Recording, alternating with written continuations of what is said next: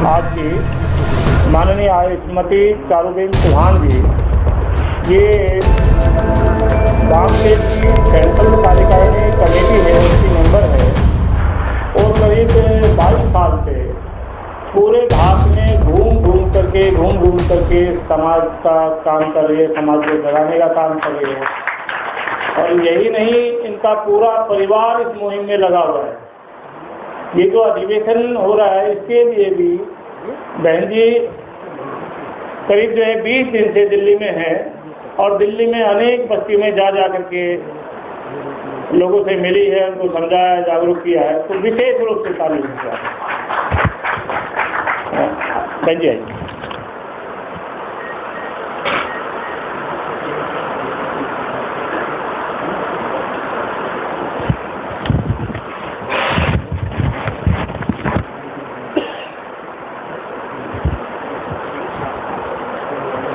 साथियों, जय भीम, जय मुनिवासी, नमो बुद्धाय।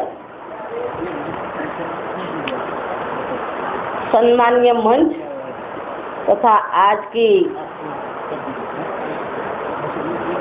अध्यक्षता करते हुए माननीय मातंग साहब और सामने बैठे हुए मेरे कोने कोने से आए हुए मूल निवासी साथियों, आज दिल्ली के गढ़वाल भवन में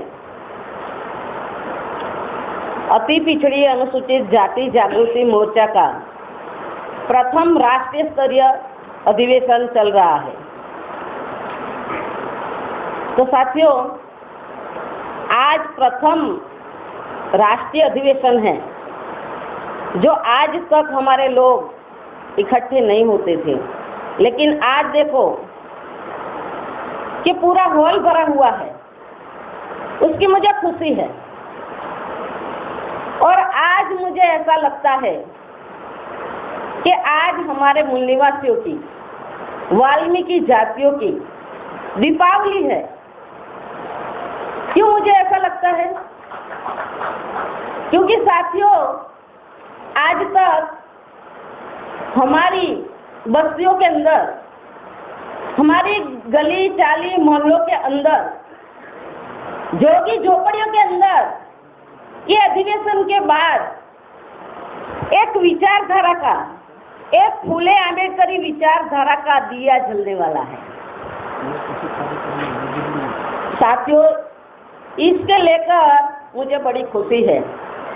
तो साथियों, आज मैं 15 दिन से दिल्ली के अंदर अलग अलग हमारी जो बस्तियां हैं उसमें घूम रही हूँ और उससे मुझे अनुभव आया है कि हमारे लोग बिल्कुल तो सोए हुए नहीं हैं।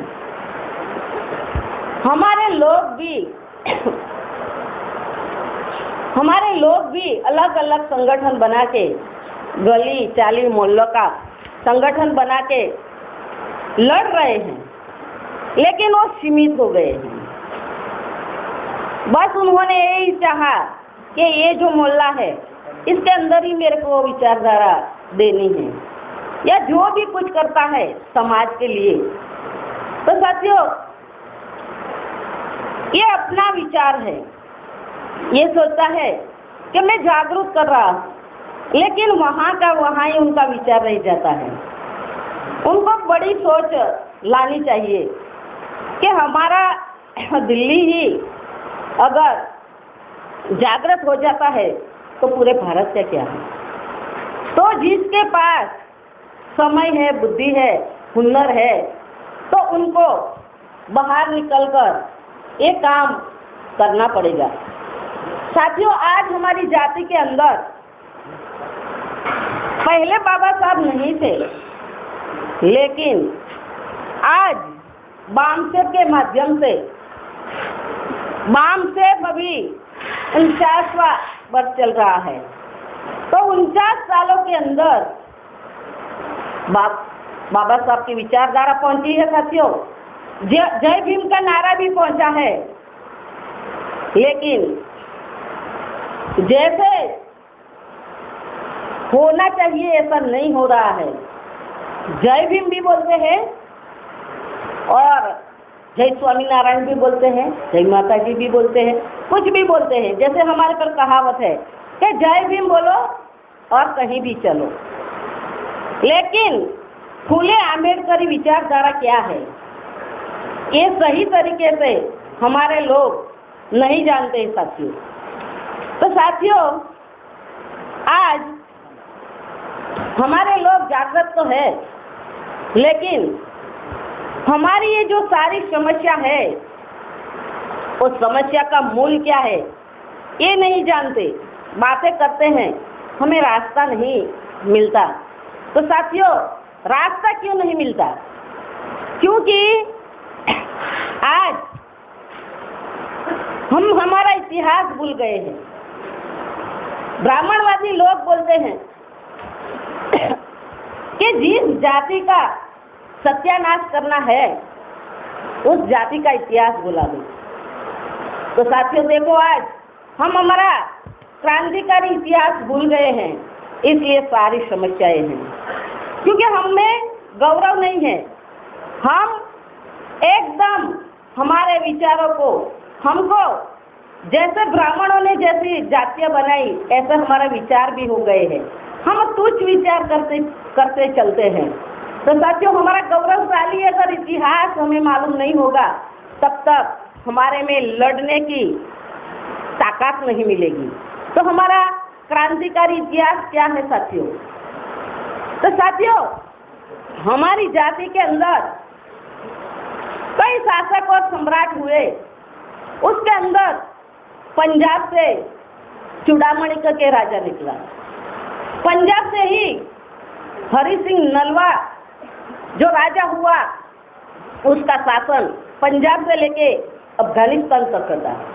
इस देश की सल्तनत पर सबसे पहला बैठने वाला जो राजा निकला वो गुजरात से था।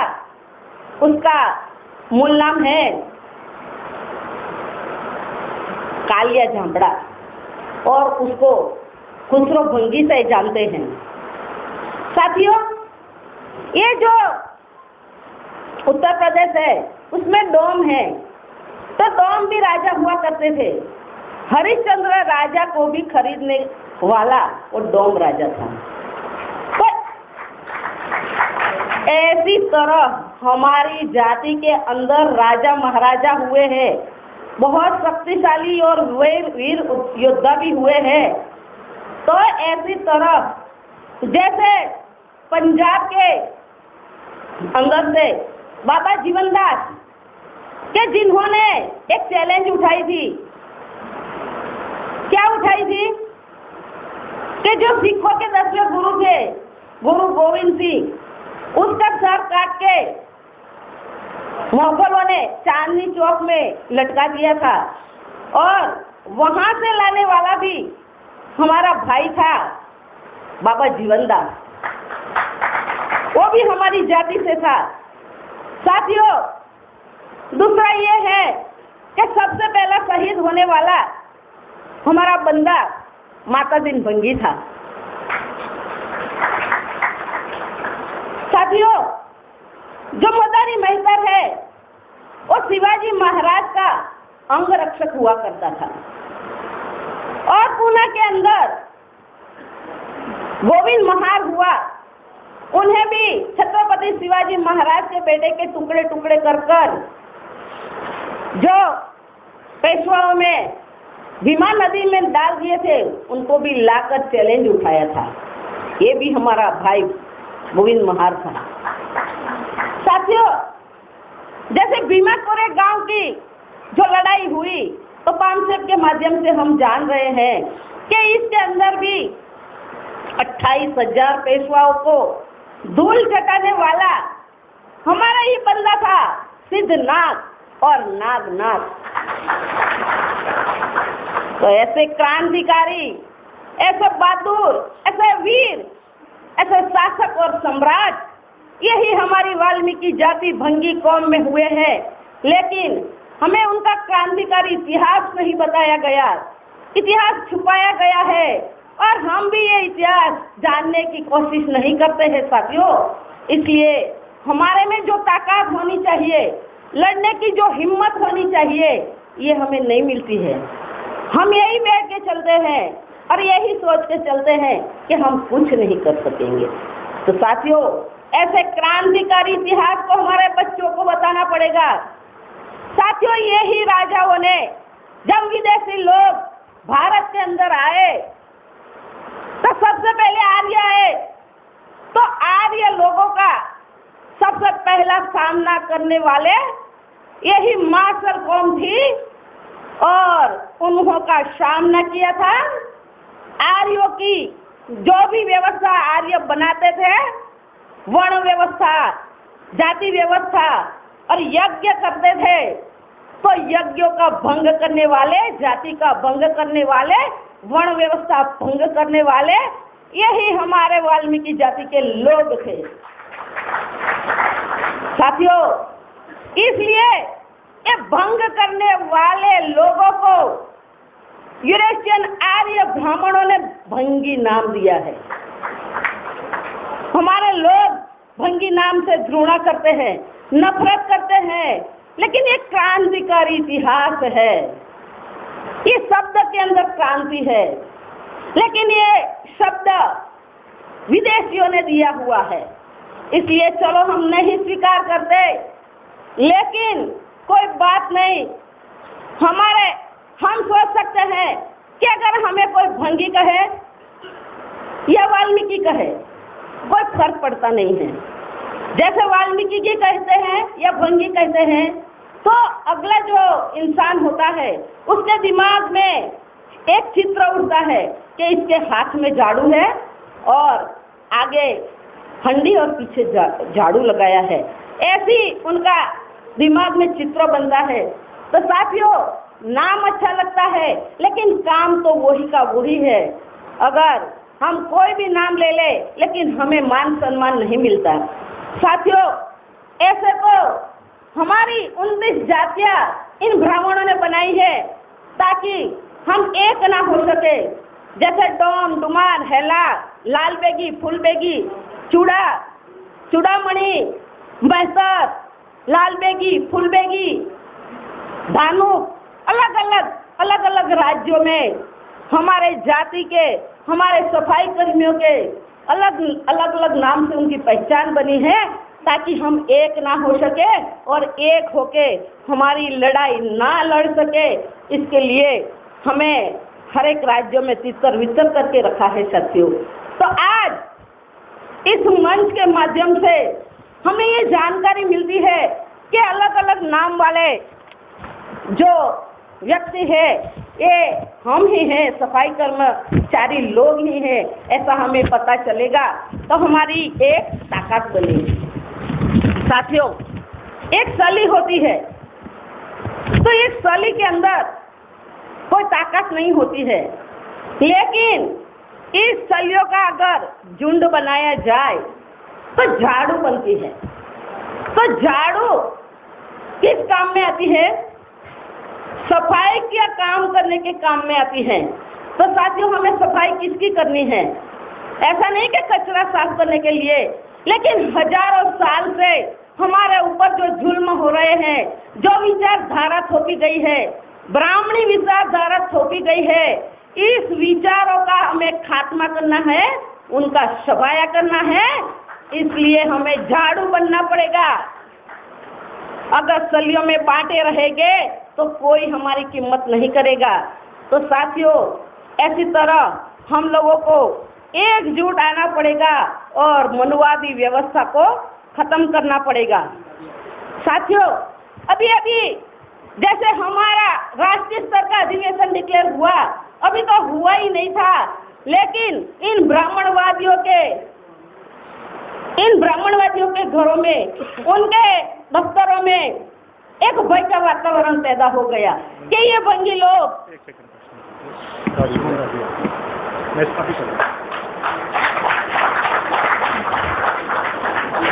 सुमन दादी आ गई है, हमारे दीना भाना साहब के जीवन संगिनी, उनका बहुत जोरों से तालियों से स्वागत किया जाए।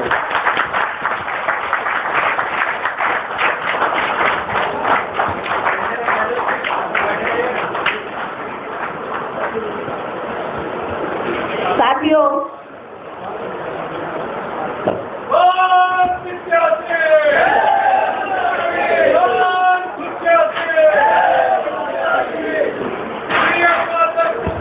हेलो, बैठ जाइए।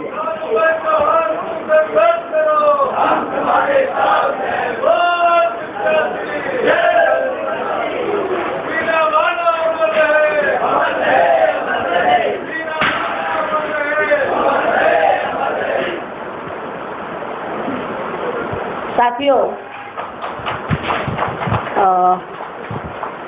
दादी सुमन अपना प्राण ग्रहण कर लिया है। अभी आगे का कार्यक्रम हम जारी रखेंगे। तो साथियों, मैं ये कहना चाहती हूँ कि जैसे ही हमारी अति पिछड़ी अनुसूचित जाति का राष्ट्रीय स्तर का सम्मेलन डिक्लेयर हुआ और घंटी बजी आरएसएस के अपने घरों में, उन्होंने